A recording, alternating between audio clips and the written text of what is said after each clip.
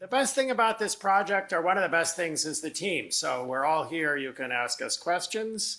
This project basically came out of a dinner hosted through one of the Learning Accelerator things in the fall.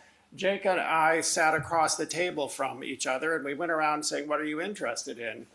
At the end, I said, well, I have a student, Ishita, who's interested in working on AI for writing. Would you be interested in doing that? And he said, man, you don't know how much I'm interested in that. So that's how we're here. I'll give you a little thumbnail sketch of what the project is about, and then let you meet all the members of the team. Basically, we need new ways of teaching in the age of AI.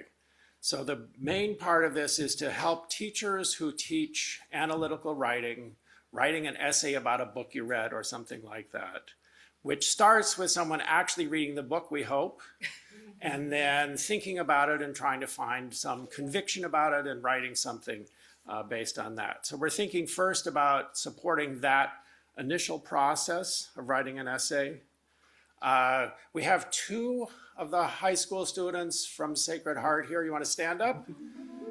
They are joined by 9 others who help us understand through a co-design process how students are responding to these assignments and how they're using AI.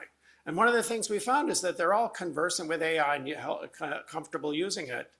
But there's kind of a feeling that they're cheating when they're doing it. It's a kind of like a bad habit. Like, I'm going to cheat, I'm going to get the grade, I don't think it's the right thing, but I'm not going to stop. And we'd like to find a more constructive way of approaching AI in the classroom and in homework that feels productive and actually leads to effective learning. I mentioned the co-design part of this. This is also great fun. We've been meeting every Thursday over at Sacred Heart with our focus group and co-designers, and we're learning a lot about how they think about writing assignments and how they actually proceed. That's been one of the great insights so far. And our plan then is to try the tool that we're building, Ishita being the likely builder, as you might guess, on a target population later in the spring, probably Jake's freshman English class. So that's the high level idea. Jake, you want to tell us more? Absolutely. Thanks. So I entered that conversation as an English teacher who's been in the classroom for the last 28 years. And what I find is that AI has really created a teaching crisis for English teachers. Analytical writing has been at the core of what we do as English teachers basically forever. It's how we teach kids to really understand a complex text. It's how we teach them to start building and struggling with ideas. It's also how we teach them to develop a cogent, logical argument. But the advent of LLMs like ChatGPT that allow you to write an essay in seconds have prompted teachers like me to stop assigning these essays. And teachers who are assigning them, the very first thing they do is check to see if students are cheating. I mean, we actually have teachers literally looking at draft back and seeing the individual keystrokes in a Google Doc of their students. That's what our teachers are doing. But here's the thing, the essay has never been about the product. It's about the process. The essay itself, that production, is just a proxy measure for what we really care about, which is the thinking that goes into that process. So when we outsource the writing to an LLM, we're actually outsourcing the thinking, right? We're taking away the thing we care about the most. So current AI tools that focus on the product and not the process are putting teachers and students in this terrible position. Just yesterday, literally yesterday, I was working with a student in my office hours who's using Help Me Write in Google, which I had never seen before yesterday. And he said, oh, Peer told me to use it because it'll help me with schoolwork, I have to use it. 10 minutes later, 10 minutes, a teacher in my department came and said, what do we need to do to get that out of our Google Suite so that students aren't using it, right? We have a problem and students feel stuck. And going backwards, which lots of English teachers are saying, let's go back to Blue Books. That doesn't work for learners of the future. We can't do that. So this is why we've partnered with these guys, with those students back there, and with with Stanford Computer Science in order to build a tool that focuses on the process rather than the product, that we can focus on that thinking. And what's happened in that pairing, as we start talking to students, what we've understand is they feel stuck. They feel trapped in a place where they're not able to do, they're not getting the learning they want. They're worried about their learning. They actually say, I'm worried I'm not learning. And so that's where we're building this tool.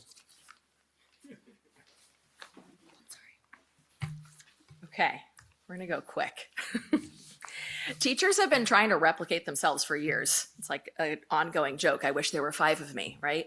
We thought we were getting closer with one-to-one teaching and learning about a decade ago, but finally with AI, that's within reach. In the 1980s, Benjamin Bloom coined the 2 sigma challenge, the 2 standard deviation difference between learning outcomes for students in a traditional classroom versus one-on-one tutoring. We're hoping to leverage the best of what we know about one-on-one tutoring, the work that happens between a teacher and a student that's often in this sort of writing process, but actually to bring that into the AI platform.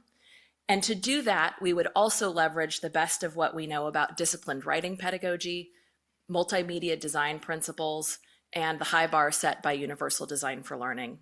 The good news is that we have loads of practical experience with that, and also a deep research and training background in that as well.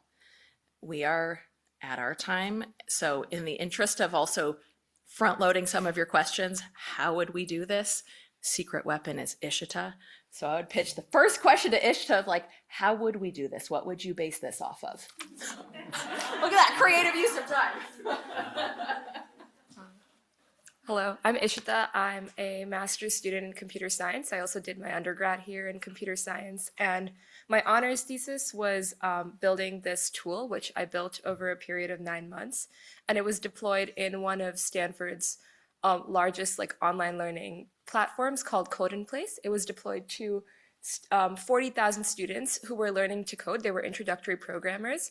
And the idea was to help students brainstorm, execute, and debug an open-ended final project, which in theory is actually very similar to how students would brainstorm, develop, and then write out a writing tool. So we did a lot of design thinking and data analysis to build this tool. And it was a very successful tool, I think, because it was used by 7,000 individual users, generating 10,000 unique chats and almost 80,000 different messages. And we learned a lot about how users learn with AI. So this is to say that we've done this kind of thing before, and this would be more of refining an already existing toolkit rather than building from ground up.